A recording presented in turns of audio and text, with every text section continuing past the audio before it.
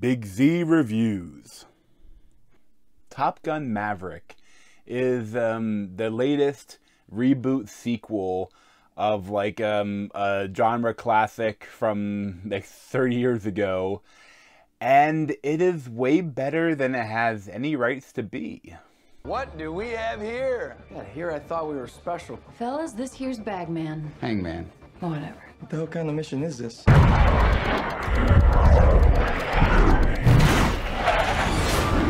Everyone here is the best there is. Who the hell are they gonna get to teach us? Captain Pete Maverick Mitchell. So the night before I saw this in movie theaters, like I hadn't seen the original Top Gun since I was a kid. So I'd gotten like a 4K steelbook when I think it was on sale or something, but I watched that beforehand. 4K transfer and the original, not great. Not that much better than just regular Blu-ray. But, the original movie, I mean, it's fun, but definitely the pacing of it is very weird. And of course, it's very homoerotic, but that's fine. It's I know a lot of the film series about how, it's a love story between Maverick and Iceman. But, it is what it is, But this movie is better than the original in pretty much every way, and it's like I thoroughly enjoyed it. Like, and there's really no CGI. Like, everything, like the shots are so cinematic, but like so like well done. With like the HD cameras inside the jets, and they're really flying. Like, I really couldn't pick out anything fake in the entire film. Like, and it's impressive. I don't know, behind the scenes stuff, like they had to actually train them to be pilots, the actors, and that they also had to be their own cameramen inside the cockpits, and like it really shows like the craftsmanship. Tom Cruise, if he was going to do it, he wanted to do it right, and they did it right. From director Joseph Kosinski. I mean, they did something that's really impressive. I really love that there's a lot you could make fun about from the first film, and you could like embrace the meme and do a sequel that kind of like pokes fun at itself, but it never does that. But also it's not too respectful of the original one. Like, it does its own thing, but like I kind of love too that like Tom Cruise, like for us to work, like he is still a captain. Like, he's never advanced, and he's like a test pilot, and he's still doing his thing. And like once again they call in because there's an unnamed country is like building a uranium enrichment plant, and they need to take it out before it's operational. And they never even address, like in the first film, essentially it was World War III. Like what happened in the film was potentially caused World War III, but apparently it didn't happen. Just after they took down the MiGs or whatever, there was no further engagement, and it seems like it went along with our world because they mentioned them flying in the Middle East and stuff. So it seems like it happened like at the real world happened. And Val Kilmer is now like an admiral. But like I love that with Iceman. Like, it was incredibly respectful, because he had like throat cancer, and he's had a lot of issues. And some of the movies like that, like the Snowman, I think of what it was. Like, they butchered his voice. They like did all ADR. They like overdubbed him, and it was so bad. But this one, it was so respectful and constantly kind of beautiful, like the scenes they had together. And like, but essentially, like he has to come in and train a new set of Top Gun pilots how to do this impossible mission. Like, it's definitely a little bit of a Mission Impossible, but in jets.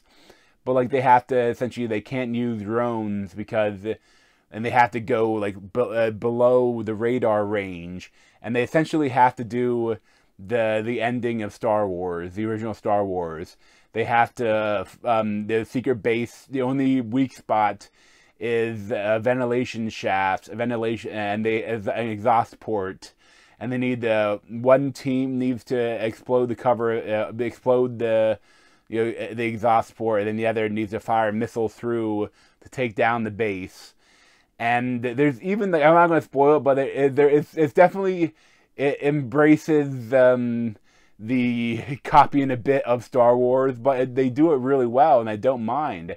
And they're very serious about it, like the whole time. Like most of the movie, that what you're getting into. Like they have this plan, and they have to train them. They have to all the training runs, trying to get all the pilots able to do it like under like 2 minutes 30 seconds. That before, like, that's when the other missiles are going to take out the airfield. So they need to do that beforehand, and they have to worry about all the turrets, that anti-air missiles, and like, so a lot of the film is a setup.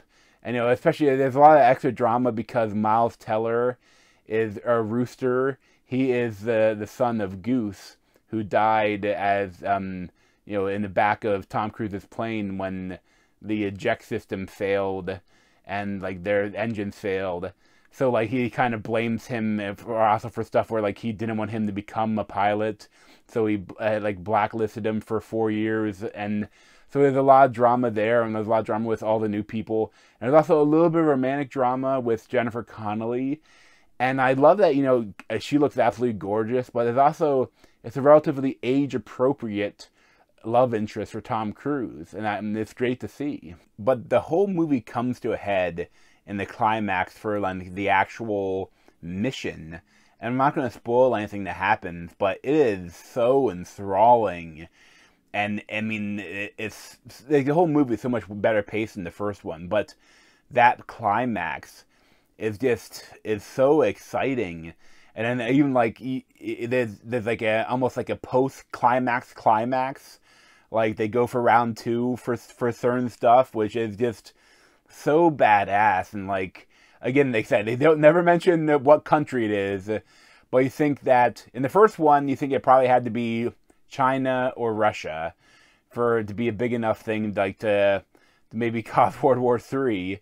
But then in this one, you think it has to be something like, because I mean, if it's China or Russia or another place like that, they can make their own nuclear materials. They don't have to build a secret base.